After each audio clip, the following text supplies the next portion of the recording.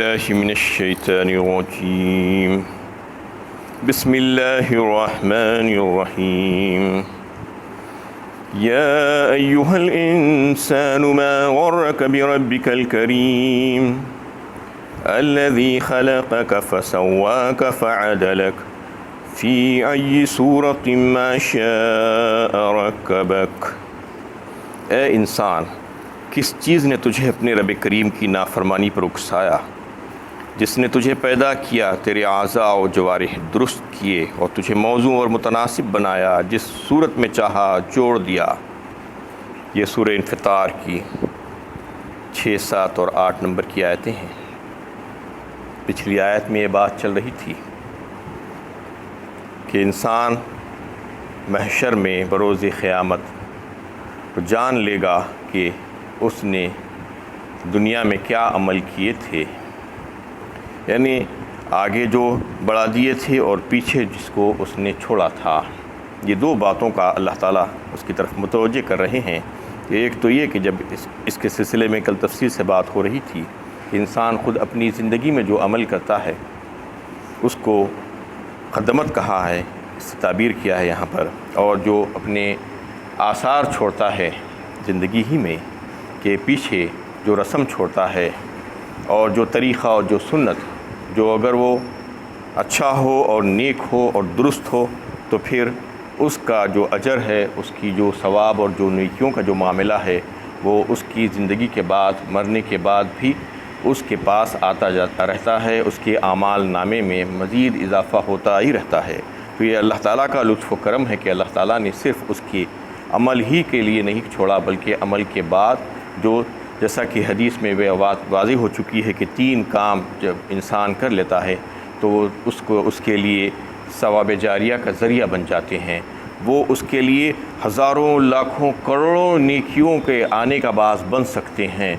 اور وہ دوسرے لوگ جو عمل کر رہے ہیں اس پر، ان کی نیکیوں میں سے بھی اس کو کچھ نہ کچھ حصہ مل سکتا ہے، ان کے عمل میں کچھ کمی کیے بغیر۔ یہ اللہ تعالیٰ کا وعدہ ہے کہ جو انسان تھوڑی سی توجہ اپنی زندگی میں دیتا ہے ان کاموں کی طرف، جیسا کہ صدقہ جاریہ کے کچھ کاموں میں اپنا کچھ مال اللہ کا دیا ہوا کچھ خرچ کر دے، یا اپنی اولاد کو نیک بنانے کی فکر کرے، یا علم نافع کے سلسلے میں خاص طور پر جو ہے کچھ محنتیں کرے، کیونکہ علم نافع کا معاملہ ایسا ہے کہ یا تو خود سیکھ لے سکتا ہے یا جو لوگ اس سے جڑے ہوئے ہیں اس کے ساتھ تعاون کر کے ان کے ساتھ مل جائے۔ اور آج تو الیکٹرانک میڈیا کا دور جو ہے وہ بڑا ہی آسان ہے یہ کام کے کرنے کے لیے، لیکن بڑا نازک بھی ہے، جیسا کہ کل یہ بات چل رہی تھی کہ کوئی بھی کچھ بھی بھیجا دیتا ہے واٹس ایپ کے ذریعے سے یا فیس بک کے ذریعے سے یا کسی اور ذریعے سے، اور اس کو لوگ آج بلا تحقیق کے بس ایسے ہی فارورڈ کر دے رہے ہیں۔ یہ تو عذاب جاریہ بن جانے والا ہے، ثواب جاریہ نہیں سمجھ لینا چاہیے۔ اس لیے کہ جو بھی چیز آپ کے پاس آ رہی ہے خاص طور پر دین کے متعلق، قرآن اور حدیث اور علم دین کے متعلق، اس کے واسطے آپ کو تحقیق کرنی ہوگی، اور اگر آپ اتنی تحقیق نہیں کر سکتے تو کوئی اہل علم سے آپ پوچھ لیں کہ یہ چیز جو ہے یہ درست ہے یا نہیں ہے، صحیح ہے یا نہیں ہے، سند کے ساتھ یہ ہم کو یہ مل رہی ہے تو پھر ہم اس کو آگے بڑھانے کی کوشش کریں، اس کو جو ہے یعنی اس طریقے سے ہم آگے بڑھا دے سکتے ہیں کہ وہ ہمارے لیے بہترین ایک نیکی کا ذریعہ بن جا سکتا ہے، اور نہ جانے کتنے سال تک لوگ اس سے مستفید ہوتے رہیں گے، کتنے ہزاروں لاکھوں کروڑوں لوگ اس سے فائدہ اٹھائیں گے، تو وہ سارے لوگوں کے عمل کی وجہ سے جو ہے آپ کو بھی اس میں سے نیکیوں کا جو ہے ایک ذخیرہ آپ کے پاس آتا جائے گا، آپ کے مرنے کے بعد بھی خبر میں جو ہے مسلسل آپ کے اکاؤنٹ میں اضافہ ہوتا جائے گا، اور نیکیاں بڑھتی ہی جائیں گی، درجات میں اضافہ ہی ہوتا جائے گا۔ یہ کام اللہ تعالیٰ نے اپنے فضل و کرم سے یہ ذریعہ انسان کے لیے رکھا ہے، بشرطے کہ وہ غفلت سے چونکے اور اپنی موجودہ زندگی ہی میں یہ کاموں کے کرنے کی کوشش کرے تو پھر اس کو اس سے استفادے کا موقع مل سکتا ہے۔ اس کے بعد اللہ تعالیٰ سوال کر رہے ہیں، یا ایھا الانسان ما غرک بربک الکریم، اے انسان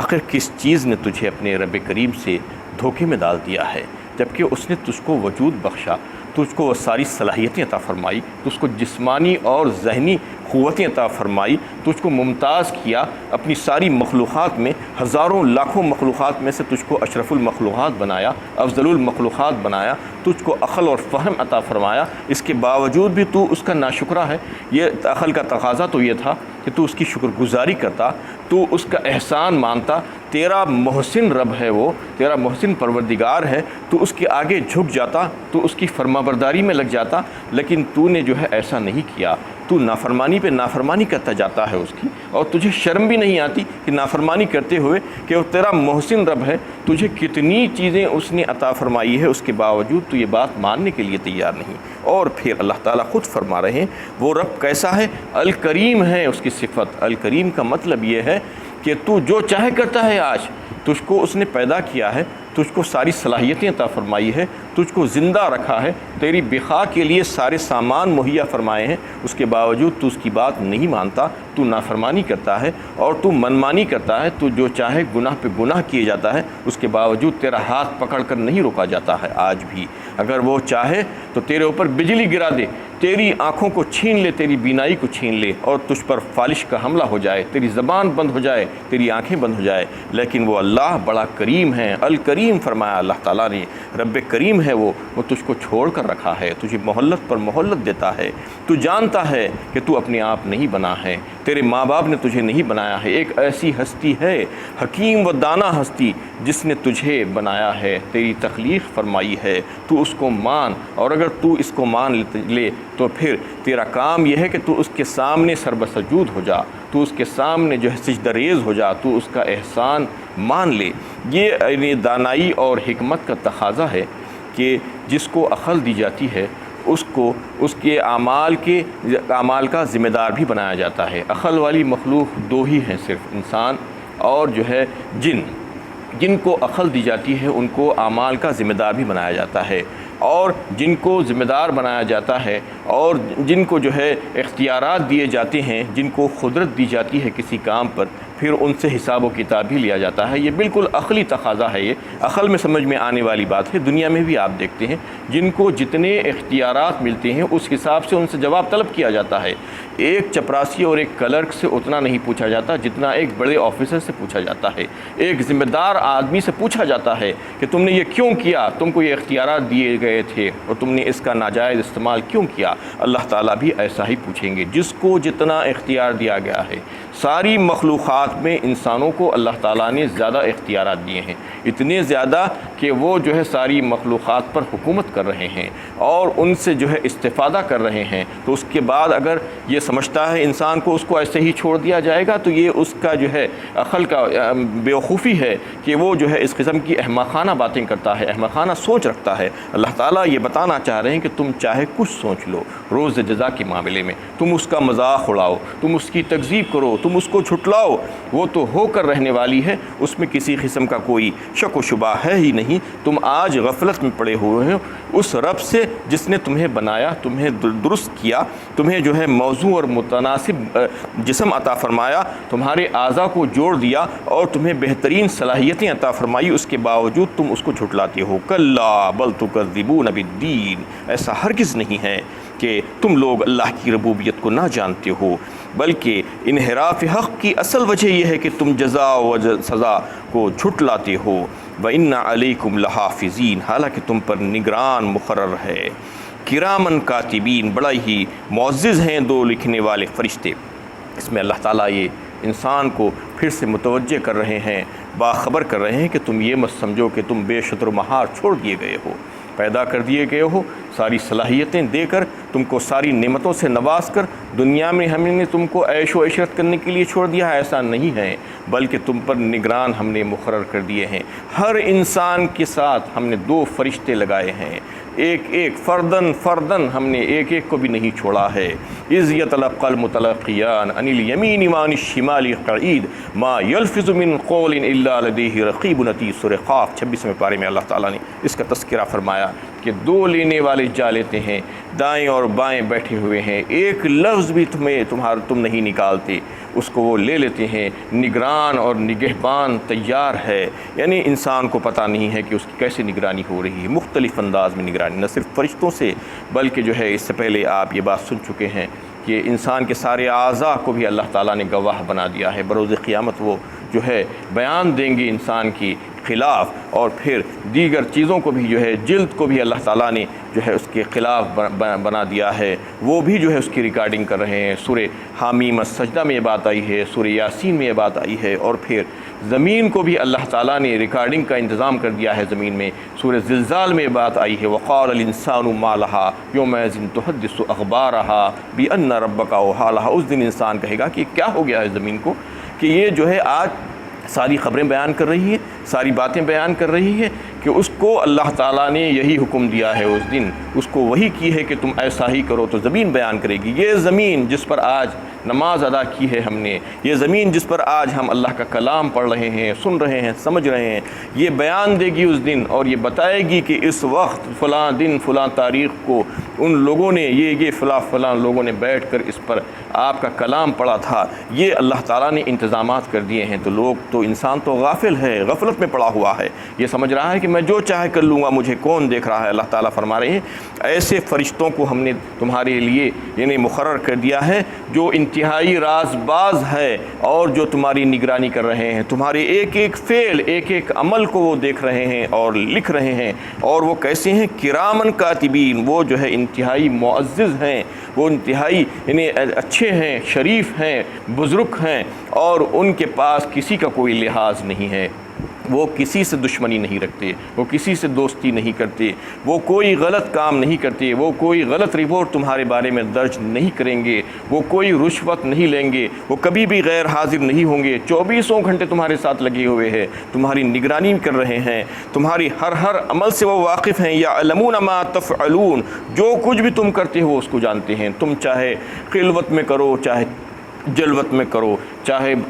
جنگلوں میں کرو، چاہے بیابانوں میں کرو، چاہے ایسے مقامات پہ کرو جہاں پر کوئی تمہیں نہیں دیکھ رہا ہے، چاہے اندھیرے میں کرو، چاہے بند کمروں میں کرو، وہ تمہیں دیکھ رہے ہیں۔ تمہارے ساتھ اللہ تعالیٰ نے ایسا انتظام کر دیا ہے کہ وہ تمہارے ہر عمل سے واقف ہیں، اور تمہارے ہر چھوٹے سے چھوٹے، بڑے سے بڑے عمل کو لکھ رہے ہیں۔ یا ویلتنا ما لہذا الکتاب لا یغادر صغیرۃ ولا کبیرۃ الا احصاها۔ سورہ کہف میں اللہ تعالیٰ نے فرمایا کہ اس دن مجرمین اپنے اعمال ناموں کو دیکھ کر افسوس کریں گے اور کہیں گے کہ کیسی کتاب ہے، اس میں تو ایک ایک چھوٹے سے چھوٹا اور بڑے سے بڑا ہمارا عمل درج ہے، کچھ بھی چھوٹا ہوا نہیں ہے۔ اور پھر فرما دیا گیا کہ اس کے بعد 2 ہی گروہ ہوں گے، یعنی محشر میں قیامت میں جو ہوں گے کہ وہ 2 قسم کے ہی لوگ ہوں گے۔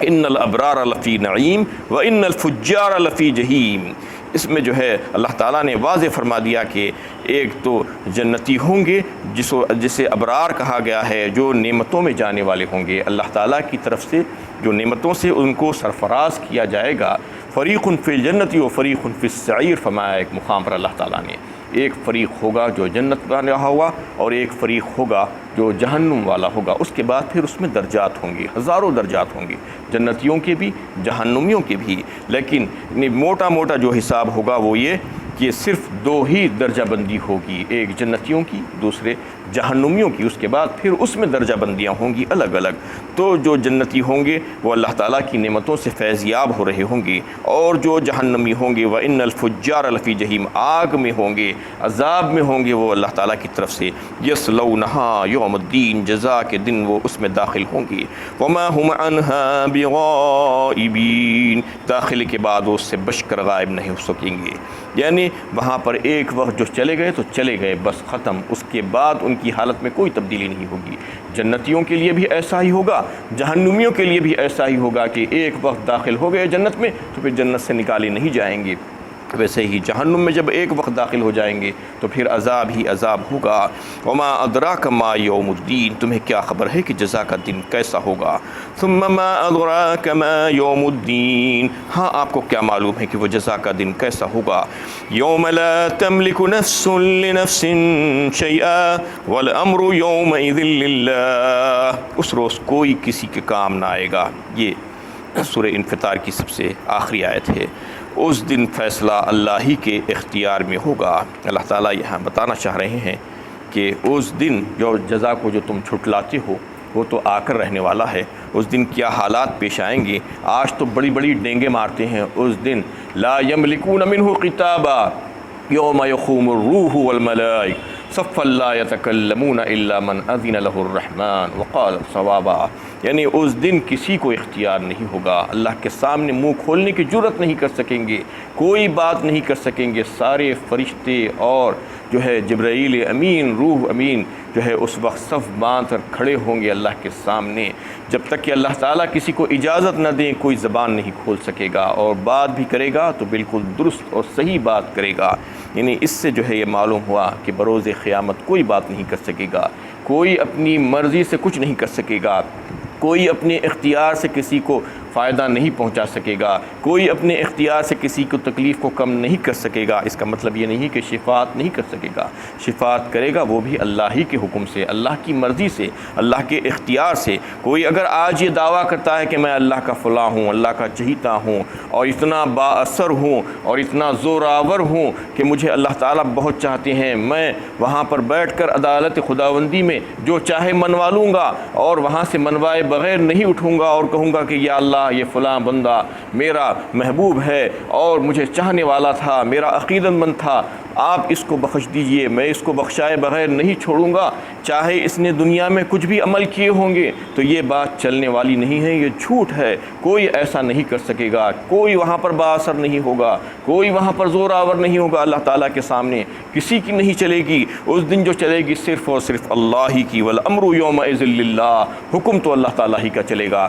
بادشاہت اللہ تعالیٰ ہی کی ہوگی، حکمرانی اللہ تعالیٰ ہی کی ہوگی۔ کوئی اللہ کے سامنے جرت نہیں کر سکے گا کہ بات کر سکے، زبان نہیں کھول سکے گا، تو اس کو جو ہے سفارش کرنے کی جو ہے کیا معاملہ ہوگا؟ جب تک کہ اللہ تعالیٰ اس کو اجازت نہیں دیں گے بات نہیں کر سکے گا۔ تو وہاں پر بیٹھ کر منوانے کی بات اور بات چلانے کی بات، زور دارنے کی بات، یہ تو جو ہے بہت دور کی باتیں ہیں، یہ تو جھوٹ ہے۔ یہ لوگ آج لوگوں کو اس قسم کی باتیں کر کے بہلا دیتے ہیں کہ ہم سامان لیں گے، ہم دیکھ لیں گے، کوئی نہیں دیکھے گا اس دن، کوئی کسی کی تکلیف دور نہیں کر سکے گا۔ جو اپنے ساتھ اعمال لے کے جائے گا، نیک اعمال، وہی بچ پائے گا، اس کے علاوہ سب کے سب خسارے میں ہو جائیں گے۔ وآخر دعوانا الحمدللہ۔